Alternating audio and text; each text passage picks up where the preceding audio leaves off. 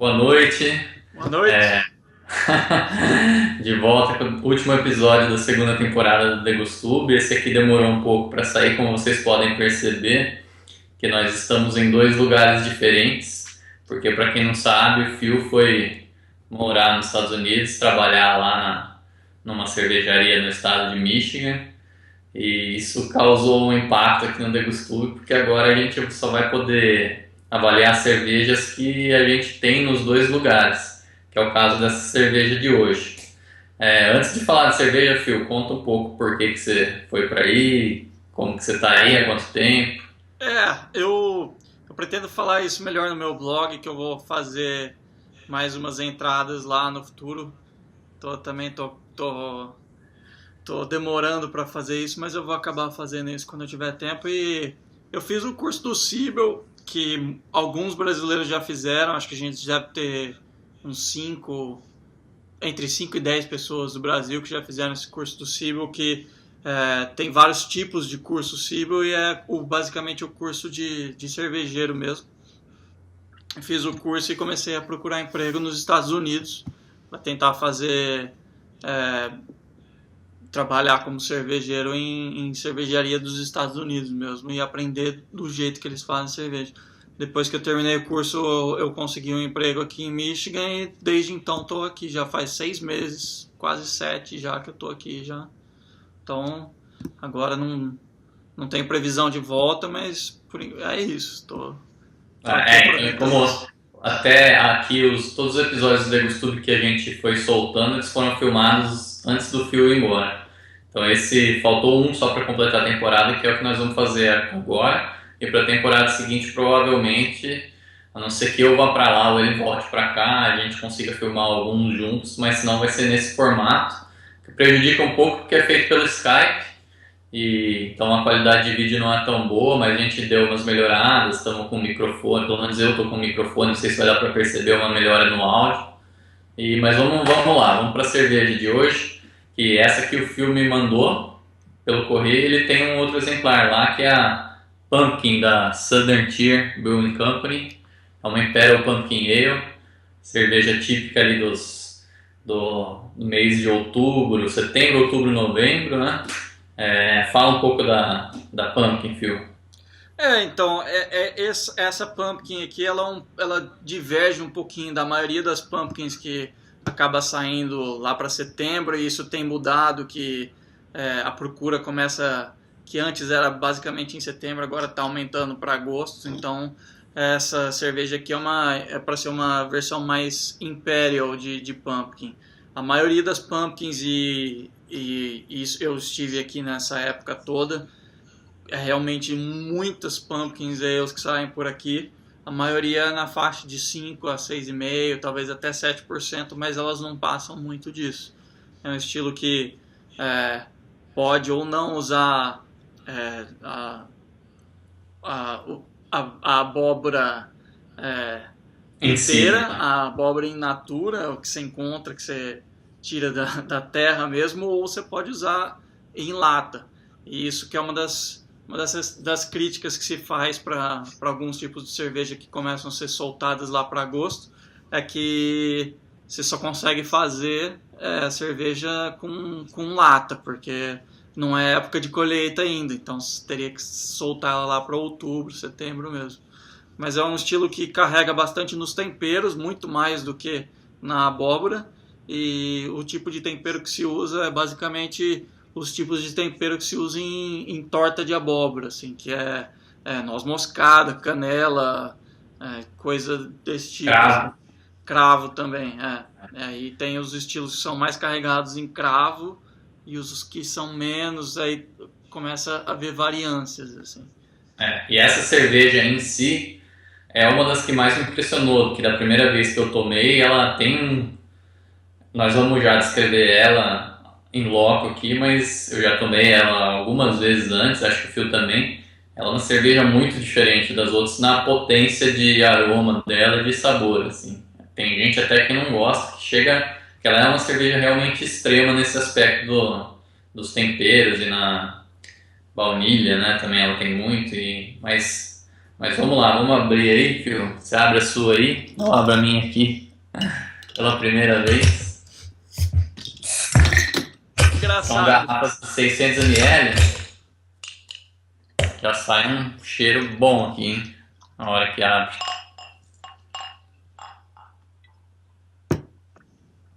Não tinha um goblet aí, não? Não, eu tô sem. Engraçadíssimo isso. Mas esse Beleza. copo aqui é bom Vamos pra. para aroma? Vamos. Me surpreende toda vez esse aroma. É um aroma Bom. que não se encontra muito em pumpkins, porque não necessariamente na base de tempero, mas na base da parte da massa da torta, que parece que existe aqui, né? Existe, parece que a custard, né? A parte da massa mesmo, aquela coisa doce, assim. O aroma é doce, né? Sim, se é que isso é possível. Então, tem bastante tempero, né? Cravo eu vejo bastante, noz moscada. E também eu acho que são temperos que não. Que eles meio que. Eles estão fundidos um no outro. Às vezes não é fácil de dizer, pô, aqui tem canela, pô, aqui tem noz moscada. Não, parece que tem uma coisa mais. O allspice, né? Que é justamente um mix desses temperos, né? Isso. Que é o que você usam muito na culinária nos Estados Unidos, o tal do allspice, que é isso, né? É uma mistura de todos esses temperos aí, que é o que a gente pega muito na cerveja. Você sente álcool? Não. Sinto Pouco, mais. né? Sinto mais ésteres e doçura do que álcool. Se álcool tiver aí, seria por trás disso tudo. Eu acho que eu consigo sentir um hint de abóbora mesmo também, né?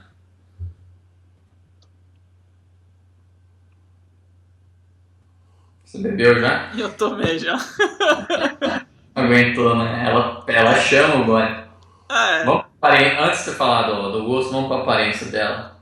A minha aqui tem um dourado bem escuro, assim, pendendo pro laranja, meio translúcida, né? Ela tem um certo grau de turbidez, mas bem baixo. Sim. Minha espuma não tá tão bonita quanto a sua aí, não, mas talvez deve ser do copo. Esses copos aqui mais alongados, eles tendem a fazer mais espuma mesmo. O meu tá um laranja meio escuro, assim, sabe? Não chega a ser tanto cobre, assim. Então, tá numa cor mais de... não sei relacionar isso com muitas outras coisas, mas uma pale ale mais pro lado de pálida mesmo, assim. Tá, a coloração das pumpkins geralmente é essa, né? Algumas são mais filtradas e mais cristalinas, mas em geral acho que é bem isso, né? Pumpkin, você não vê pumpkin clara, né? Não, é dessa cor pra cima. Pra cima. Tem algumas versões que tendem a ter cor avermelhadíssima, assim, e tal. Mas fica nisso. E a maioria também é bem turva, desse jeito, ou mais. Tá, deixa eu beber agora, pode beber de novo. Tá.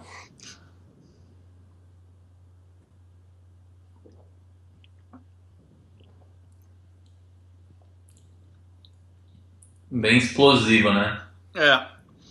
É um gosto intenso que remete muito a comida mesmo, a torta e sobremesa, e deve ir muito bem com esse tipo de comida ou com comidas festivas de Natal e qualquer coisa desse tipo.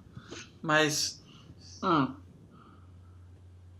tem uma base de malte que acho que a doçura vem também do malte, não é só dos temperos. E o álcool agora aparenta bem claro aqui agora que essa é uma cerveja que na garrafa está escrito que tem 8,6% de álcool. Dá para perceber assim que ele desce quente mesmo. E mais pro final do gole tem um gosto estranho, assim, meio amargo até, mas eu acho que não é do lúpulo, seria do álcool talvez, esse amargor, ou dos temperos, que hipótese você faria para isso? Eu acho que deve ter uma parte do lúpulo, sim, mas eu não sei, porque aqui eles não falam quantos IBUs tem nessa cerveja. Por mim seria ou lúpulo ou temperos mesmo. Eu acho que o álcool não tá tão alto, não tá tão atrapalhando assim. Mas eles falam que a cerveja é produzida com abóbora e dois tipos de lúpulo e dois tipos de malte. Então, uma coisa que não parece ser tão complexa, mas eles devem dar a complexidade no tempero, né? Porque é difícil conseguir essa combinação que eles conseguem, né? Tomando outras pumpkins. Pelo menos a galera é bem mais comedida, eu acho, no tempero. Mas o que eu acho que ela diferencia mais é essa presença da pie crust. Sim, que eu realmente... O perfil de malte que eles conseguem simula essa parte da torta mesmo, aquela parte doce. A massa mesmo da torta, aquela massa meio podre, assim. Exatamente. É disso que eu estava falando no aroma. Eu realmente não sei dizer da onde que vem isso e como eles conseguem fazer isso, mas a minha suspeita seria em tempero também. Eles não falam quais temperos eles estão usando, mas eu acho que essa coisa não comum assim de uma pumpkin vem de algum tempero que a gente não deve estar pensando ou nessas proporções que eles devem ter trabalhado muito, né? Agora, eu não sei o que a abóbora contribui aqui, mas eu acho que o resultado final é interessante, né? Sim, eu gostei mais do aroma do que do sabor, inclusive... Eu também, isso que eu ia falar, essa cerveja, o cheiro dela é muito, muito, muito agradável, assim. Uhum. Na boca não traduz muito bem, né, o cheiro, porque acho que falta um pouco dessa parte aí mais doce. Acho que fica muito no tempero e com um amargor, assim, que... Mas também se ela fosse mais doce, talvez... Ela já é uma cerveja enjoativa, né? Mas se fosse mais doce, talvez seria... Talvez por isso que eles quebraram um pouco. Mas eu não sei. O falar de drinkability para cervejas que são de 8% ou mais... É meio que... É meio difícil de falar, né? E eu acho que também tem uma componente pessoal, do que você está sentindo. Se você está sentindo que você vai conseguir beber bastante, então eu acho que também isso influencia bastante, sabe? Textura.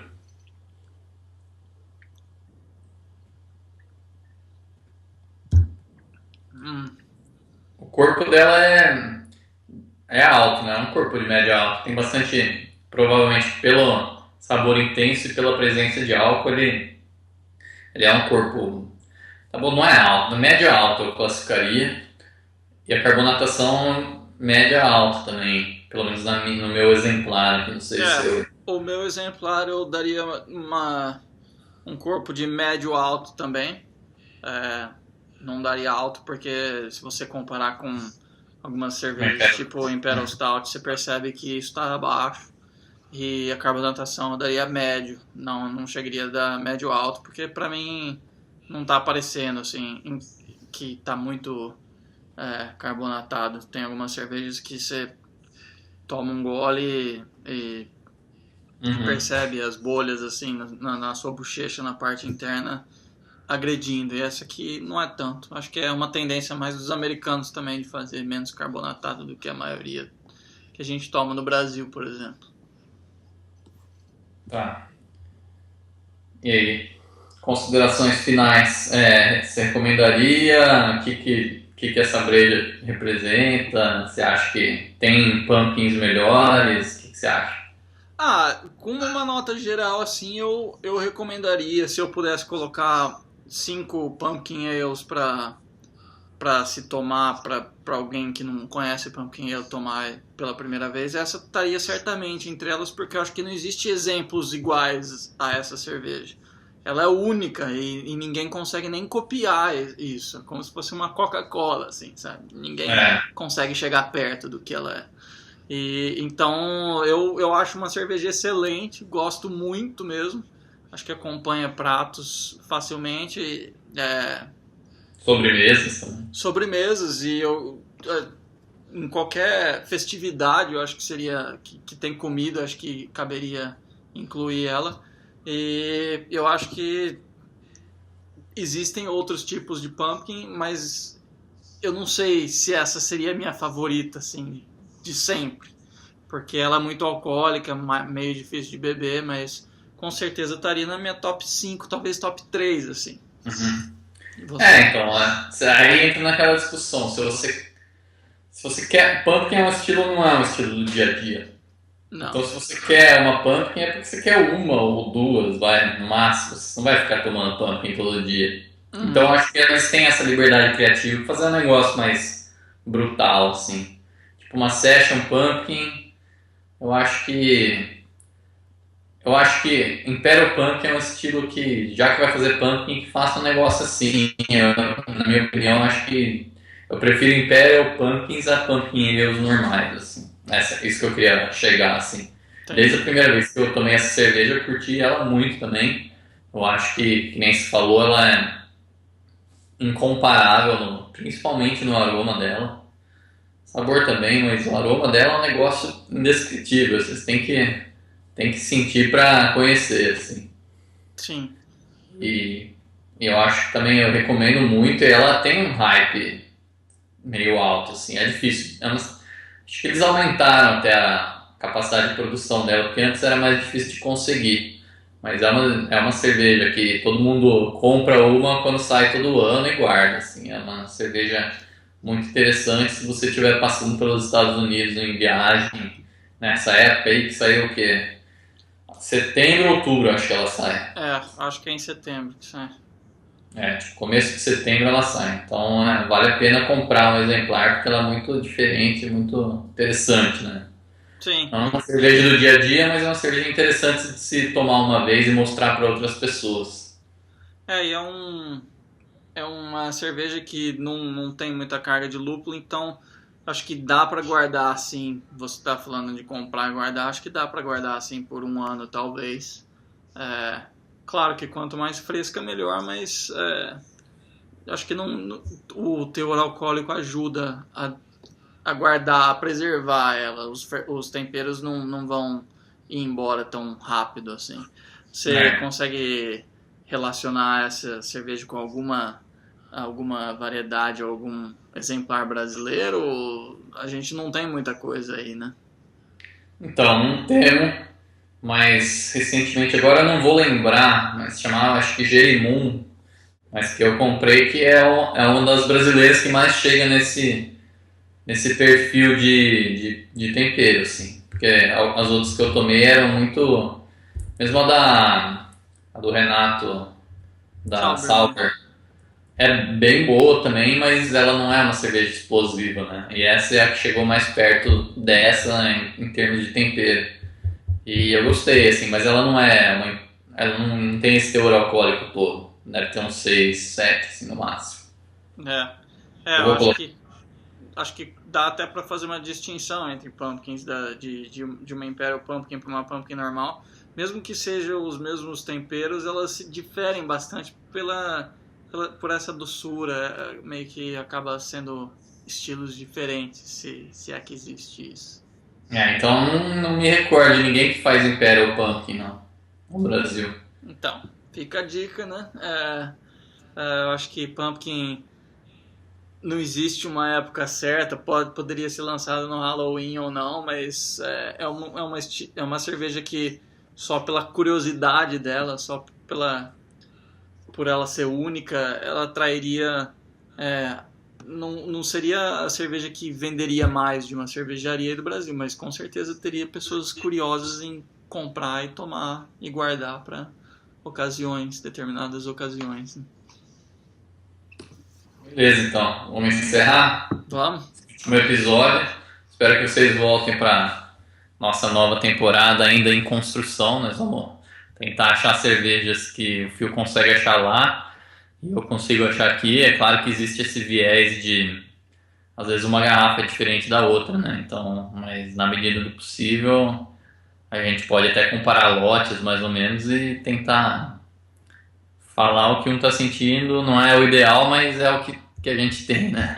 É até bom, porque dá para perceber se existe uma diferença, por exemplo, em uma IPA, no frescor do lúpulo, e o que você está sentindo, se for na mesma data que ela foi produzida, é basicamente o transporte que mudou, né? Então, é É interessante o experimento até.